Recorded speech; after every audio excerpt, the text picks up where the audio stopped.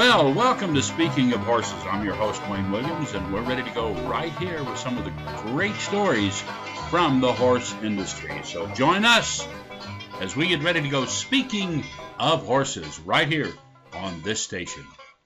Well, hey, welcome to Speaking of Horses, and we got a really good show today. We're going to be talking about a commemorative trail ride. It's crossing the Trail of Tears, so to speak, and we're coming out of Oklahoma going all the way to North Carolina. Now, to talk about this, Tina Mae Weber is my guest, along with some other honored guests. So, Tina, why don't you introduce the other people who are here in the room with you? Absolutely. We have Lee standing ready. He is Lakota Sioux. He is riding with us. And he's from Barrie, Ontario, Canada. And we also have Vinny Forward, and he is a Navajo, and he is from Navajo in Arizona. And then we have Lynn Crow that has put this all together. He has a mission, he rides for mission, and he has a Facebook page called Ride for Mission, so people can follow us along our trail. Well, now, you started this trail ride where? Lynn, you were the founder of this thing? Yeah, hey, Wayne, we started Ride for Missions in 1996. This is our eighth ride that we're doing right now. Our last ride was in Israel across the Judean Desert from the Mediterranean Sea to the Dead Sea. Wow. Prior to the longest ride, it was 7,000 miles from the Arctic Ocean to southern Mexico, and a variety of other trails that we've done before that, one from Fairbanks, Alaska to El Paso, Texas. Well, that is amazing, the journeys, but it's also amazing the need for awareness to what is going on in certain areas. And this trail that you're riding, tell us the significance of the trail that you're riding. Well, it's interesting. The Trail of Tears, of course, took place in 1832 to 1838. So this is actually 180th year from 1838, and we're riding it as close as we can to the original trail. Much of it is under blacktop today and go through many cities, but the heritage of this trail, or the story behind this trail, was a proclamation by the government in 1832 to remove the Indians, the five civilized tribes, from states, the eastern ones of the Mississippi River. They had the Cherokee, Choctaw, Chickasaw, Seminole, and Creek. And, of course, we hope that never takes place again in North America. Black eye for North America, really, and the Native Americans suffered greatly as a result of it. But our hope is to be able to raise awareness and funds for two tribes that are struggling right now, the White Mountain Apache in Arizona and the Crow Reservation in Montana. Well, you know, the work that you're doing to raise awareness is phenomenal, and awareness needs to be constant. I mean, you know, I have been listening to so many sides of one story. It's amazing there can be so many sides. But, you know, quite honestly, you know, the Native Americans have not been treated fairly in so many ways. And, you know, when I did this program a few years ago in the Pine Ridge Reservation with the Oglala Sioux there, maybe you're aware of a man by the name of Percy Whiteplume, leads a horse spirit society, and I really got my eyes opened to things that just should not happen, and these tribes should not be in this position. So what's your ultimate goal? Where do you want to bring this? You know, where do you want to take it? Just, I know awareness is needed, but there's got to be, you know, more that you're after with this, with the bringing attention to this ride.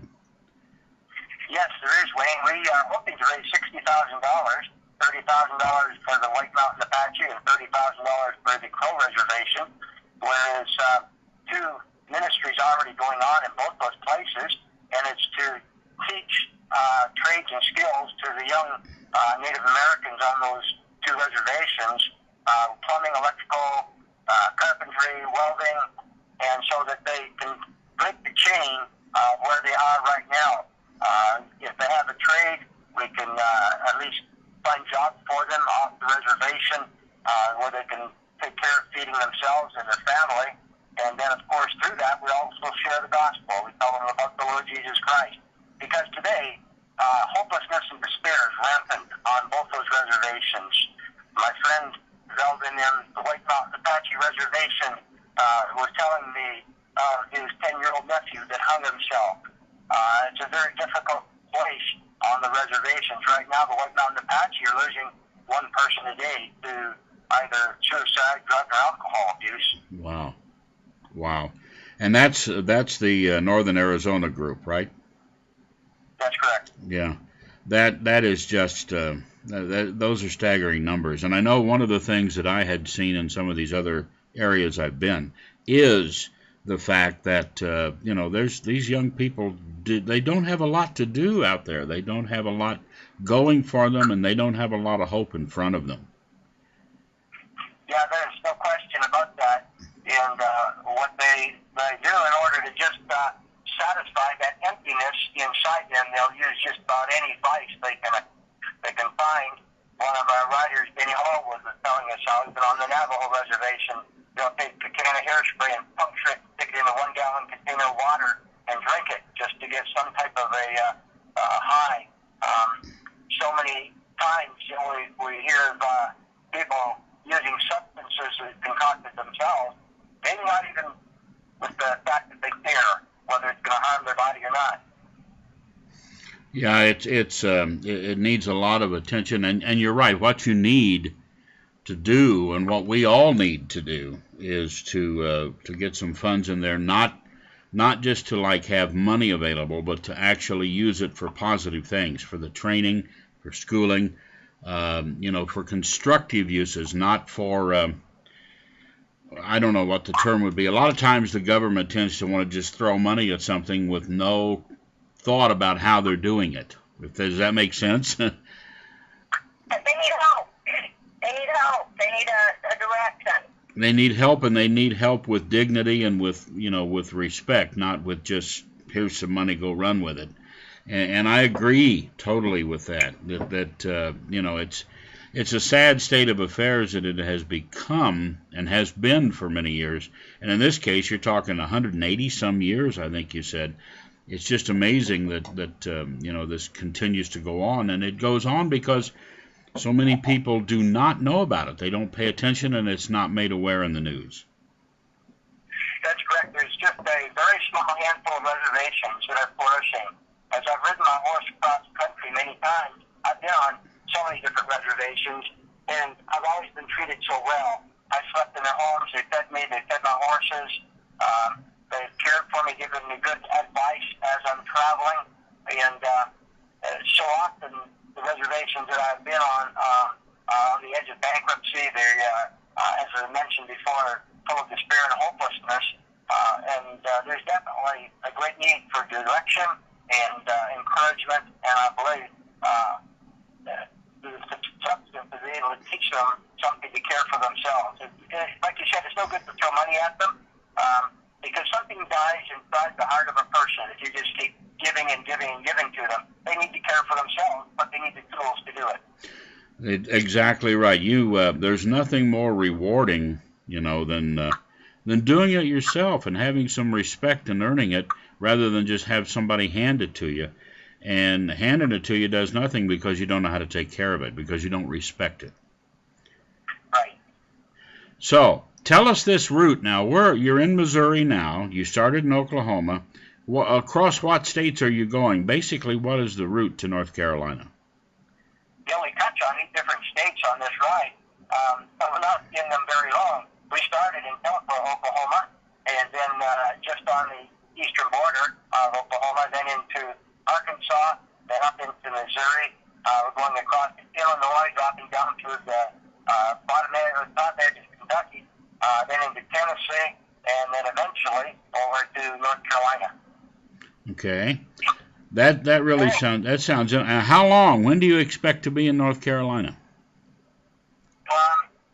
North Carolina is actually the Cherokee Reservation is right on the western north corner of North Carolina. So we're hoping to be there by November the 10th, and our largest section of the ride is Missouri and in Tennessee. The total length of this ride is 1,100 miles. The trail would actually end in a place called Red Clay, Tennessee. That was the holding port for the Native Americans, where they were marched across the country and gathered up from all the other states. But we're going beyond that. We're going back home. We're riding this in reverse. We're not following the same trail from where they were marched away from home, but rather traveling back home. Yeah, I kind of thought you were going in the opposite direction. So the significance is we're going back home. Yes, sir. Yeah. Yeah, I love that. Anybody else want to comment on this? Well, you've got other guests there. Yeah, we get Benny. I want to let you talk to Benny for a sec. Hey, All right. Benny.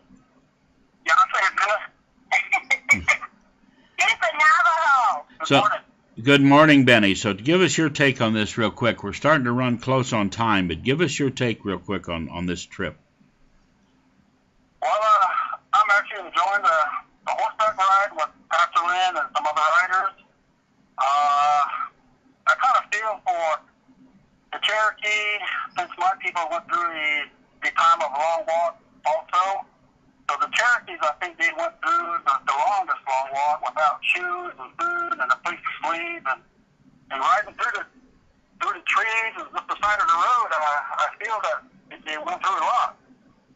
So I'm actually enjoying it, but at the same time, I feel for all American Indians. Since I'm a Navajo, I'm a full-blooded Navajo, and I'm just taking it in, enjoying it. Well, it's quite an undertaking, and I'm glad to have all of you talk to me this morning. And we are running shy on time, but I'll tell you what I'd like to try to do, and I will keep in touch with you guys. We'll get some contact number when we're done recording here, but I'd like to catch up with you somewhere on the trail with my camera, maybe get some of this on film. I would love to do that. I think it's very important stuff.